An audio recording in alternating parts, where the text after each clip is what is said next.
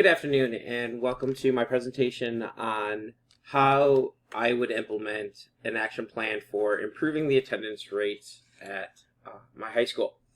Today we're going to talk about the problem practice, some research behind that practice, instructional strategies that we will be implementing, how we will know whether or not the strategies are been implemented, a timeline for implementation, and then finally the evaluation process. How will we know whether or not the strategies implemented actually worked?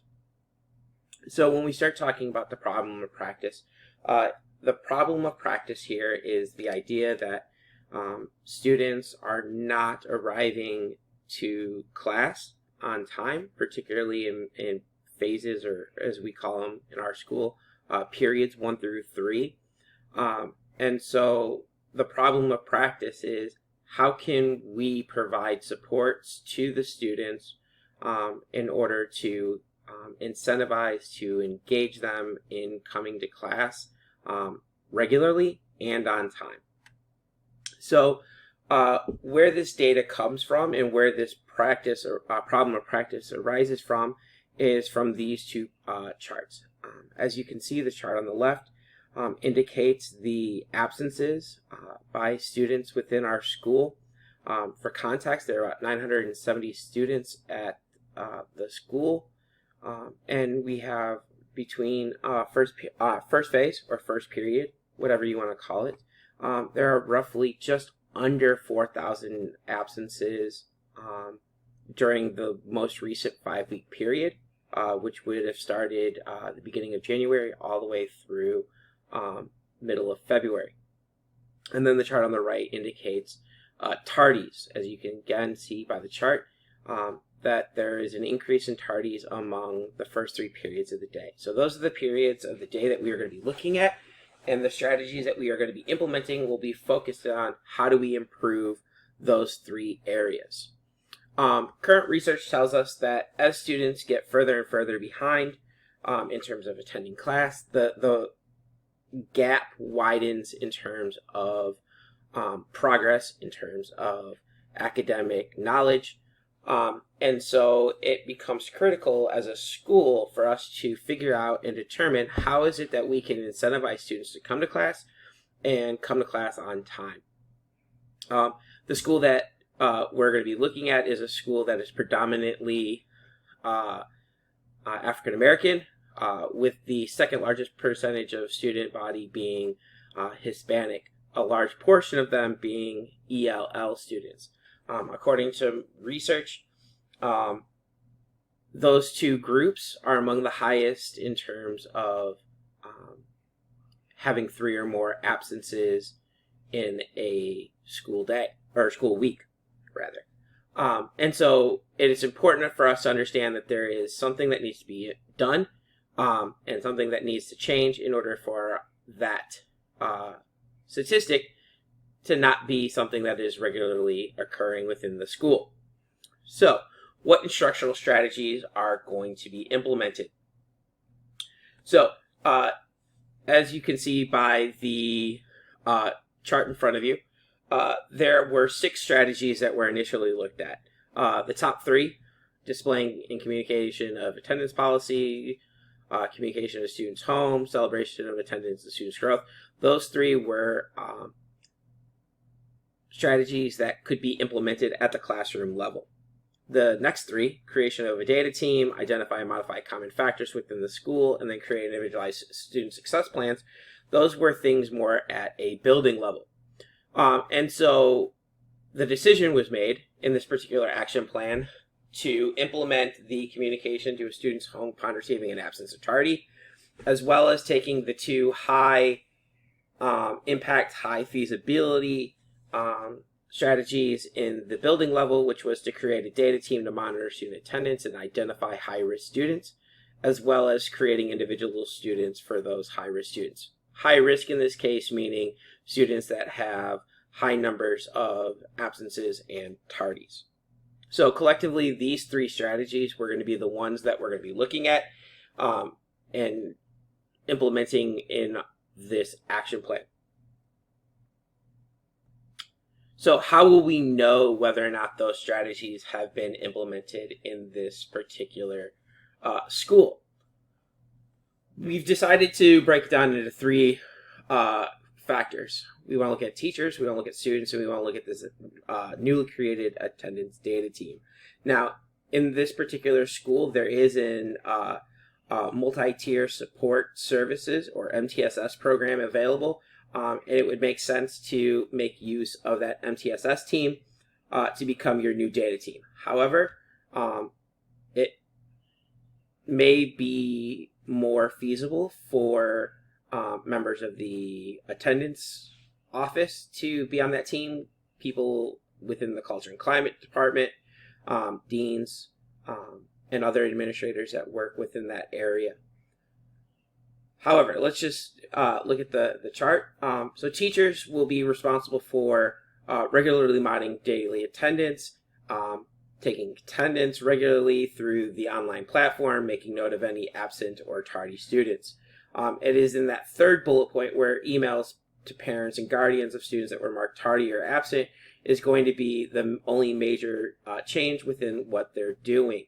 The thought process being having the ability to reach out and talk to parents on a regular basis just helps ingrain the idea that it is a community effort. It is teachers, students, and parents working together to address this issue.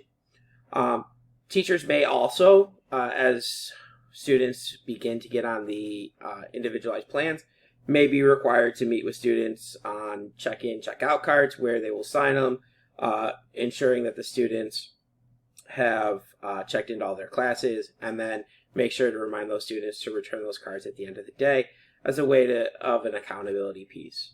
Students, will know that this is having success. They're arriving on time. They're having conversations with their teachers regarding being tardy and the consequences that will be forthcoming for that tardy. Students that have been identified as high risk will have their success plans, including that check-in, check-out card that we talked about. And in general, students should be meeting the terms of those individualized success plans as deemed necessary by the deans and other administrative groups. This attendance team will be responsible for creating daily attendance reports, making note of absences and tardies. We're looking at a 5-week period of time to sort of address this stuff. So every 5 weeks, reports will be gathered, distributed to teachers and other staff members on the absence, tardy totals. We can have discussions over the data, make small tweaks within the 5-week period, and then using those reports, identify high-risk needs and communicating those names to deans and administration, and then working with the deans and administration to create success plans for those individual students depending on their needs. So what does this implementation look like? How does it start? Where do we end? How do we know when it's done? So this is a process that would start in July, sooner if possible, where the school will create that data team, and that data team will meet together with the culture and climate team, the deans, the administration to create a policy for attendance and tardies. Those policies will then be communicated out with teachers during Institute Week, and then teachers will then review that process with the students during their procedures, syllabus, classroom expectations, all that kind of stuff.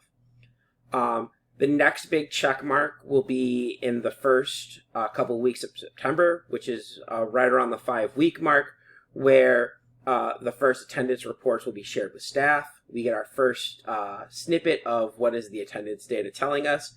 Are we seeing any dramatic effects? And then the members of the data team will identify students that have high numbers of tardies, high numbers of absences, what we will refer to as high-risk students, right? And then we can start beginning that process of creating those individualized plans. And this 5-week cycle will continue over the course of the next year. Beginning in March, members of the team will work together, they'll review the data, and begin to look at the different strategies that were implemented, and start tweaking the system, identifying what's working, what's not working, and then the recommendations will be made and finalized in that in May, and that will allow any summer work that needs to be completed to be started and finished over the summer, leading into the following school year. So how do we know if this has been a successful plan? And that process will go down to several different things. Number one, we can look at the year-over-year data. So we can look at the data from the 23-24 school year and compare that with the 24-25 school year, assuming a 24-25 implementation. That data should show some sort of decline in absences and tardies if the strategies are working. However, in the event that they're not, it doesn't necessarily mean that the data or the strategies are not working. And so if that's where we would look at our second set of data, which is those 5-week periods. And by looking at those 5-week periods, we're able to look at what are certain high peak absent tardy periods of the school year. And maybe that's a sign that more needs to be done within those certain periods of time. And then finally, looking at the individual student data, looking at students that were identified as high risk. Are they continuing that trend throughout the year? Are they on that? Are they on a radar for a 5-week period and then get on their individual success plans and then they're able to graduate off of those? Those are the kinds of things that we're looking at to determine whether or not we're successful.